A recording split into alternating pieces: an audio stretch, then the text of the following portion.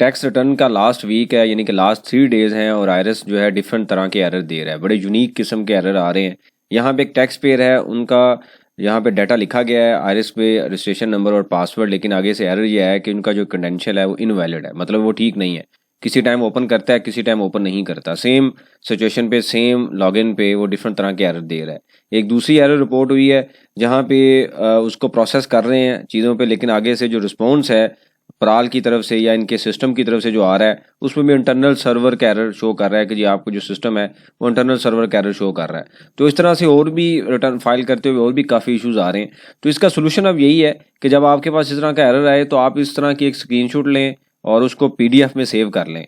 जैसे आप पीडीएफ में सेव करें तो एफबीआर की वेबसाइट पर जाएँ और ये आपके पास ईमेल एड्रेस आ रहा है, इस ईमेल एड्रेस को कॉपी करें और पीडीएफ में सेव करके उनको ईमेल करें और छोटी सी स्टोरी भी लिख दें कि जी आप काम कर रहे हैं, आपको ये मसला आ रहा है। एटलीस्ट हमें इन्फॉर्म करना चाहिए, हमें पता होना चाहिए कि टैक्स पेयर को क्या इश्यूज आ रहे हैं, उस ऑफिस तक भी ईमेल पहुंचे ताकि वो इस एक्सटेंशन के ऊपर डिस्कशन कर सकें।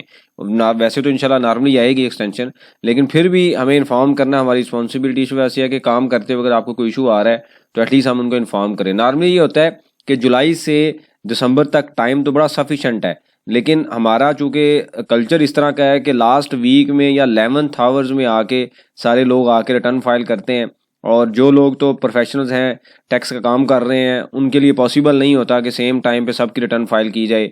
तो ये स्पेशली जो है एक्सटेंशन इस वजह से डिमांड की जाती है क्योंकि नंबर ऑफ जो रिटर्न्स हैं अभी काफ़ी पेंडिंग्स होती हैं। आप अपनी जो लोग अपनी करते हैं उनके लिए तो मसला नहीं है, एक रिटर्न है फाइल कर लेंगे, लेकिन जो लोग काम कर रहे हैं उनके पास बेशुमार रिटर्न होती हैं, वो किस तरह फाइल करेंगे? क्योंकि हमारा कल्चर इस तरह का है कि हम पूरे टाइम पे आके काम करते हैं।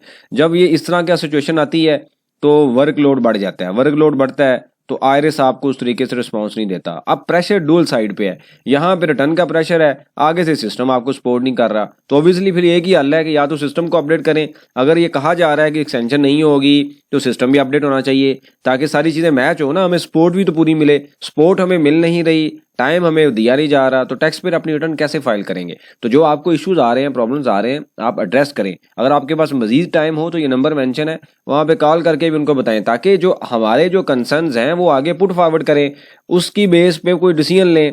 इस तरीके से करने से काफ़ी इसकी जब तक आप अपनी क्यूरी रेज नहीं करते, किसी को क्या पता चलेगा क्या हो रहा है। आईआरएस पे डिफरेंट ग्रुप में बता दिया जाता है कि ये मसले आ रहे हैं, लेकिन ये मसले आगे भी हाईलाइट करने चाहिए, स्पेशली खासकर इन दिनों में। नॉर्मली तो आईआरएस चल जाता है, अभी बड़े बड़े प्रॉब्लम्स आ रहे हैं। मैं कुछ देर पहले एक लॉगिन एक इंडिविजुअल का टैक्स पेयर का कर रहा हूँ, लेकिन वो लॉगिन नहीं हो रहा, वो ब्लॉक की एरर दे रहा है। 3-4 बार 5 बार ट्राई किया, हालांकि वो ठीक है, थोड़ी देर पहले वो ओपन हो गया था। तो ये मसले हैं सारे, आप भी शेयर ईमेल कीजिए, मैं भी उनको कर रहा हूँ।